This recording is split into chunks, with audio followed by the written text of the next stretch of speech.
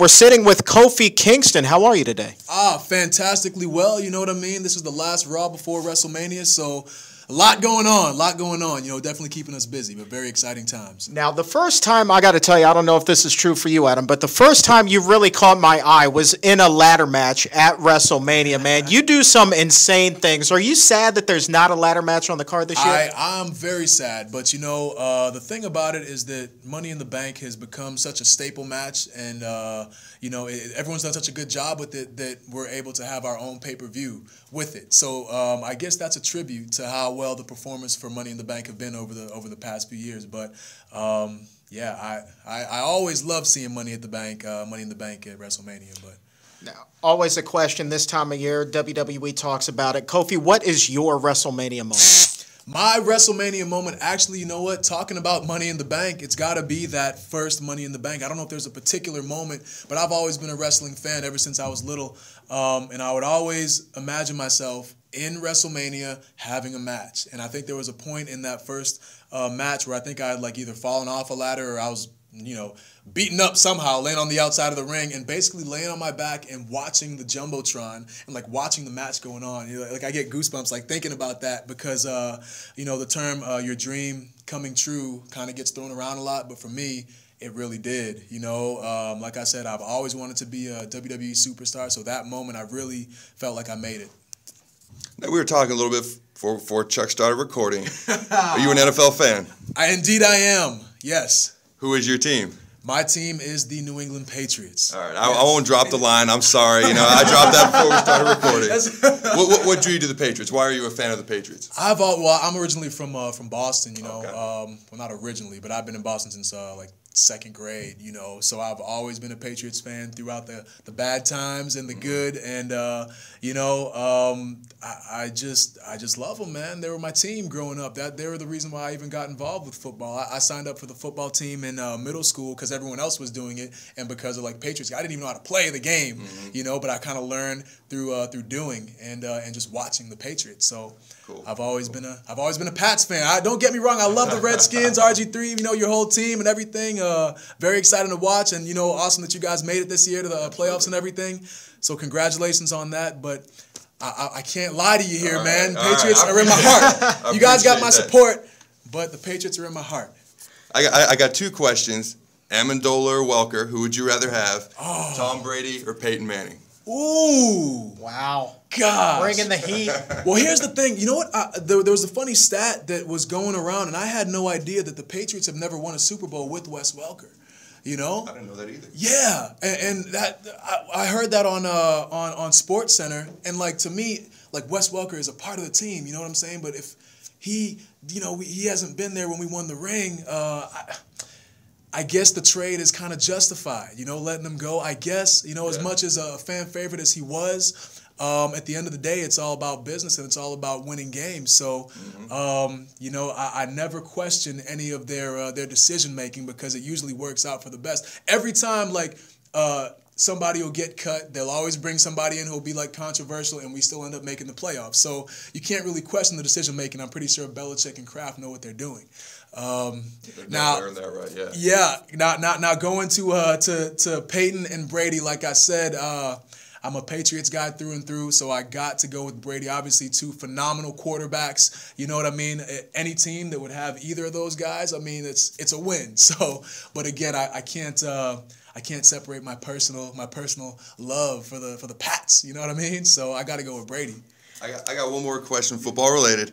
And I got a guy in my mind because this guy's extremely athletic, and he actually reminds me, if he was to be a wrestler, of you and Evan Bourne, because you guys are kind of high flyers, very athletic in the ring. Yeah. But if you could compare yourself to one guy in the NFL, who would it be?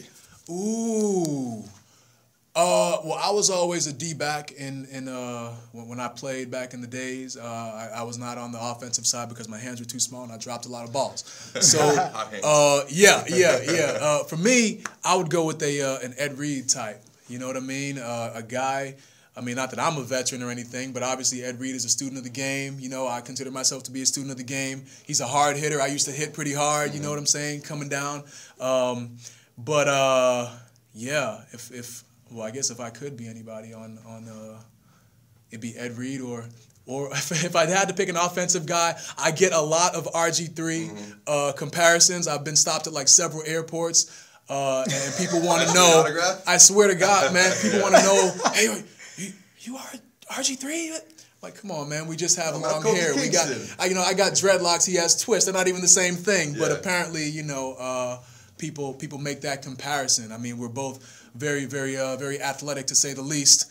I might be a little bit faster.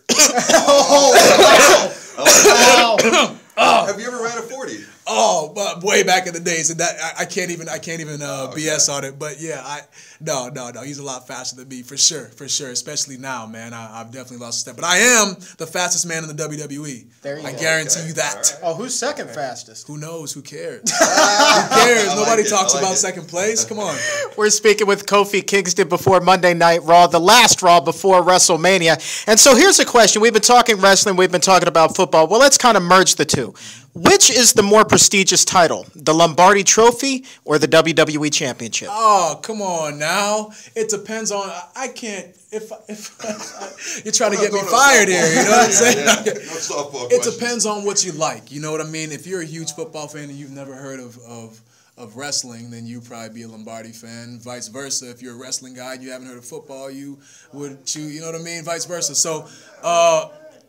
I can't pick between those two. I mean, I've always wanted to be WWE champion, so I guess I would have to go with the WWE championship. But again, football and wrestling are completely different. You know what I'm saying? Football being a team sport, every guy has to come and be on the same page in order to win games. Wrestling, very similar, but a lot more individual. You know, you have to, have a lot of. You have to wear a lot of different hats. You know, you have to basically be your own one-man team and play all the positions yourself. You have to be able to talk. You have to be able to perform. You have to be able to deliver. You know, so there's a lot of different things you have to do. So it's a toss-up. Both very historical titles, and this is my political answer of how I straddle the fence. You see what I'm saying? I got you. That is very well done. You have schooled him well. I ain't gonna give you no answer. So, do they put you through media training like they do this guy? You see, we get a lot of practice, right? Yeah. Oh man. Well, he tells me about the classes that NFL guys have to take, to speak to me. I'm known as the enemy. I walk through there. It took me a long time to be able to get along with this guy. Yeah, so it took a while, but he earned it. We always think you guys are out to get us. You know what I mean? So we gotta that's always have Exactly. the Dukes up. You know, playing that D. All right, 2 questions left for you. Fantasy football. Are you a big player? I am. Yeah, we actually have a fantasy football league with WWE.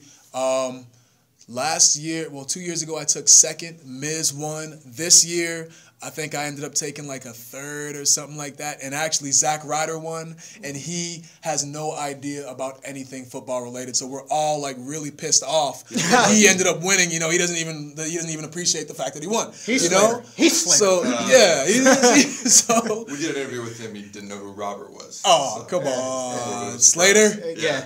Had no idea who RG3 was. That's okay. Yeah, That's okay. It was just after guy. the draft. I'm sure he knows who he is now. A lot of us, myself, Michael McGillicuddy, and The Miz are all very avidly competitive when it comes to fantasy football, and Zack Ryder beat all 3 of us, and I'm still bitter about it. I'm still bitter. I'm not going to lie. And the last question is actually for you. What we like to do with all of the guests is leave the last question for you to ask Adam anything under the sun if you've ever wanted to ask an NFL guy something. Oh, snap. Anything you want. Anything at all. Anything. Oh, man. Okay. See, now there's a lot of pressure on this question because this is, if I can ask anything to an NFL player. Let me ask you, this is more of a question coming from, obviously, a fan. You know what I mean? Mm-hmm. How difficult would you say it is to become an NFL player? Because obviously there are a lot of kids. We do a lot of things with kids where, we ask them what they want to be. Oh, I want to play in the NFL. I want to be a WWE superstar. And I always tell them, stay in school. It's very competitive. WWE, there's nowhere else to go. NFL, you obviously have a lot more teams and different options and everything, but there's still, I'm sure, a lot of people that are trying to become NFL superstars. So how difficult would you say it was to make it? There's about 120 college teams. There's probably about 90 guys on each team. I don't know what that math is, but it's a lot of people, and there's only 32 NFL teams. There's about 60 guys on each team, which equates to about 1,900 guys. So only 1,900 guys on the face of the earth get to do it. And it's interesting because my son loves watching football right now. He'll grab his little chair. He got his little it's his milk cup, but I just picture a beer cup in his hand. He's sitting there watching the game, screaming at the TV. And one day when he comes to me and he's like, "Daddy, I want to be a race car driver," it's the other thing he loves, or a football player, I'm going to tell him to go for it. Because if you don't make it, at least you know. Is it extremely hard? Are the odds against you? Absolutely. I mean, I had teachers at career day tell me, I would write down pro athlete. They're like, you got to pick something else. When I went to college, I didn't know what to put for my major. I had to call my dad. I was just in general studies for a long time. That's all I ever wanted to be. So is it very hard? Absolutely. But I mean, reach for the stars, man. Yeah. Seriously, I mean that from my heart. So, and I'm talking to anybody out there who's listening to the Radio Waves. Obviously, you know, he's reached for the stars and he made it too. Chuck reached for the stars and. I'll get there one day. You can hang out with Kofi Kingston. Thank you so much. Yeah, thank you for having me on the show, guys. I appreciate it. Appreciate it, man.